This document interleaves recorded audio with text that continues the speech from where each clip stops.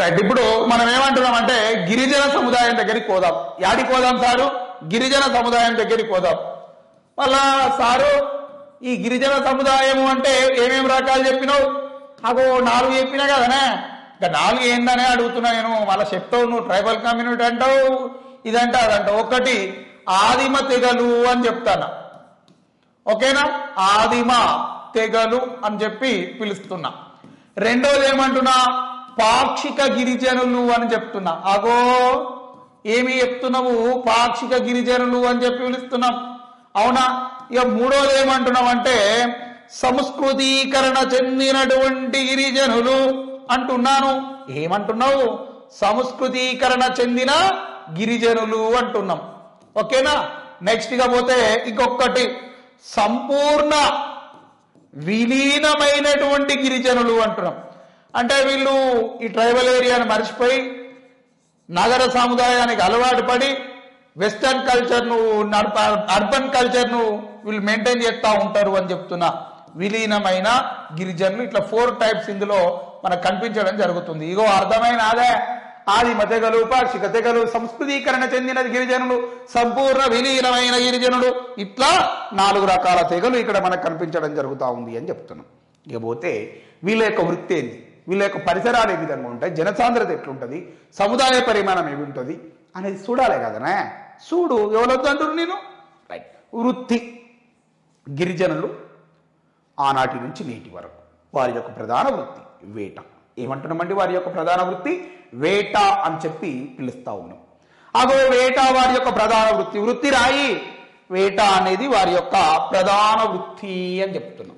గిరిజన సముదాయంలో వీరి యొక్క ప్రధాన వృత్తి ఏమిటి అంటే వేట అంటున్నా. ఏమంటున్నా? వేట. వీళ్ళు అటవీ సంపదను వాడుకొని వీళ్ళు తమ యొక్క జీవనాన్ని కొనసాగిస్తారు. అటవీ సంపద అడవులలో దొరికే ఆకులు, అలములు, దుంపలు, చేమలు, వీటిని జంతువులను తీసుకొని వీళ్ళు ఆహారంగా స్వీకరించడం జరుగుతూ ఉంది అంటున్నాం. ఇక కొంతమంది ఈ వేటను పక్కకు పెట్టి పోడు వ్యవసాయం చేస్తారు. ఒక ఊరు నుంచి ఇంకో ఊరికి వెళ్తే వాళ్ళు మైగ్రేట్ అవుతూ ఉంటారు. అట్లా పోడు వ్యవసాయాన్ని కూడా కొనసాగిస్తారు. అయితే వీళ్ళే ప్రభుత్వ సహకారంతో స్థిర వ్యవసాయానికి అలవాటు పడ్డారు. సెరికల్చర్ అని, ఇట్లా హార్టికల్చర్ అని చెప్పి ఇలాంటి యొక్క వృత్తులలో కూడా వీళ్ళు సెటిల్ అవ్వడం జరిగినది అని చెప్తున్నాం. ఎవరు? ఈ యొక్క గిరిజనులు. నెక్స్ట్ వీరి యొక్క పరిసరాలు ఏ విధంగా ఉంటాయి అంటే వీళ్ళు బందోబస్తు ఉంటారు బై. ఈ యొక్క గిరిజన తెగల యొక్క పరిసరాలు, గిరిజన కమ్యూనిటీ యొక్క పరిసరాలు ఎలా ఉంటాయి అని చెప్పి నేను అడుగుతున్నా. నాగో తెలియదా సార్ నీకు? వీళ్ళు ప్రకృతి ఒడిలో నివసిస్తూ పెరుగుతారు. వీళ్ళు తల్లి వీళ్లకు జన్మనిస్తే ప్రకృతి మరో జన్మనిస్తుంది అంటారు పెద్దలు. ప్రకృతితో మమేకమై ఉంటారు. వీళ్లకు స్వచ్ఛమైన గాలి, నీరు అనేది లభిస్తుంది. మంచి పౌష్టికాహారాన్ని అటవీ సంపద ద్వారా పొందుతారు. దృఢంగా ఉంటారు. కల్తీ, గిల్తీ, లీకేజ్, ఈ యొక్క కల్తీలు, ప్యాకేజీలు ఇవే ఉండే. వీళ్ళకి స్వచ్ఛమైన బర్రెపాలు, ఆవు పాలు, నెయ్యి ఇట్లాంటివి కావచ్చు. మంచి ఆహారాన్ని తీసుకుంటారు. కాలుష్య రహితమైనటువంటి పరిసర ప్రాంతాల్లో ఉంటారు. ఆరోగ్యవంతంగా ఉంటారు. అదే అర్బన్ ఏరియాలో ఉన్న వాడికి పొల్యూట్ అవుతాడు, మనకి హెల్త్ ఇష్యూస్ వస్తాయి, సిక్ అవుతాడు. కానీ ఇక్కడ ఉన్న వాడికి హెల్త్ ఇష్యూ లేదు, ఏం లేదు, బందోబస్తు ఉంటాడు, మంచిగా ఉంటాడు, దృఢంగా. చూడుర్రి ఇట్లుంటారా పరిసరాలు ప్రకృతికి దగ్గరగా ఉంటారు, వాళ్ళు బందోబస్తు ఉంటారు. అవు సారు ఇలా జనసాంద్రత ఎట్లుంటుంది? ఏ మాట కాబట్టి ఇలా జనసాంద్రత తక్కువనే ఉంటుంది. పల్లెటూర్లలో గ్రామానికి 2000 ఉంటాయి, పట్టణాలలో పట్టణానికి 2 లక్షలు ఉంటాయి. ఇక్కడ 250-500 కుటుంబాలు ఉంటాయి. గింతే, ఇంతకంటే ఎక్కువ ఉండదు. వీరి యొక్క జనసాంద్రత అగో సారు జనసాంద్రత అంటావు, తక్కువనే ఉంటుంది జనసాంద్రత. ఇక్కడ ఏమంటున్నాం సారు? జనసాంద్రత తక్కువనే ఉంటుంది. ఇక అనేది ఏముంది? సముదాయ పరిమాణం. ఈ సముదాయ పరిమాణం కూడా చిన్నగానే ఉంటది, అవునా? అందుకే తాండాలని, గూడెములని ఇవి ఏర్పడతాయి. సముదాయ పరిమాణం చిన్నగానే ఉంటది, ఇక పెద్దగా ఉండదు. అందుకే ఈ యొక్క 2-3 విలేజ్లు కలిపి ఒక గ్రామ పంచాయతీని ఇస్తారు. ఇక్కడ ఎట్లా సముదాయ పరిమాణం ఒక వాడ, గిరిజన వాడ అని, గూడెమని, తాండా అని ఇట్లా పిలుస్తూ ఉంటారు, అవునా? గూడెం, తాండా, గిరిజనవాడ ఇట్లా వెళ్తారు, చిన్న చిన్నగా ఉంటాయి కమ్యూనిటీలు. సజాతీయత, వీళ్ళ సజాతీయత అంటే బ్రహ్మాండంగా ఉంటుంది. గ్రామీణ సముదాయంలో సజాతీయత ఉండదు, పట్టణ సముదాయంలో సజాతీయత ఉండదు. కానీ ఈడ మాత్రం సజాతీయత స్పష్టంగా కనబడుతుంది. వాళ్ళు ఒకటే భాష, ఒకటే ఆచార వ్యవహారాలు కలిగి ఉంటారు. అందరు ఒకటే భాష మాట్లాడతారు. తిన్నరా అండి అంటే తిన్నరా అనాలే. మీటింగ్ కంప్లీటెడ్ గిసోంటి మాట్లాడి సంపుడు అమ్ముతారు. ఒకటే భాష, ఒకే ఆచార వ్యవహారాలను ఈడ కలిగి ఉంటారు అని చెప్తున్నాం. ఏమంటున్నామండి? ఒకే భాష. ఏమంటున్నామండి ఇక్కడ? సజాతీయత, ఒకే ఆచార వ్యవహారాలను వీళ్ళు కలిగి ఉంటారు అని చెప్తున్నాం. ఏమంటున్నామండి? ఒకే ఆచారం యొక్క ఆచార వ్యవహారాలు యొక్క భాష ఇక్కడనే కలిగి ఉంటారు అని చెప్పి నేను మాట్లాడడం జరుగుతుంది. ఒకే భాష, ఒకే ఆచార వ్యవహారాలను ఇక్కడ కలిగి ఉండడం జరుగుతుంది అని చెప్తున్నాం. ఓకేనా? నెక్స్ట్ ఇక పోతే సాంఘిక స్థరీకరణ. గిరిజనుల్లో వర్ణ వ్యవస్థ ఉండదు. పెద్దలను గౌరవించాలా, వాళ్ళ అడుగుజాడల్లో నడవాలి. హిందూ సమాజంలో బ్రాహ్మణ, క్షత్రియ, వైశ్య, శూద్ర వర్ణాలు ఉంటాయి. కానీ ఈ యొక్క ట్రైబల్ కమ్యూనిటీలా ఈ యొక్క వర్ణ సిస్టమ్ అనేది ఉండదు. వాళ్ళు ఎక్కువ, వాళ్ళు తక్కువ అనే భావన ఉండదు. అందరు ఒక్కటే అనే భావన ఉంటుంది. వాళ్ళకు పెద్ద మనిషి ఉంటాడు, ఆ పెద్ద మనిషి అడుగు జాడలల్లా వాళ్ళు నడవాలి. వాళ్ళకు కట్టుబాట్లు ఉంటాయి. ఆ కట్టుబాట్లను, సంస్కృతి సాంప్రదాయాలను గౌరవిస్తూ వాళ్ళు ముందుకు సాగాలి.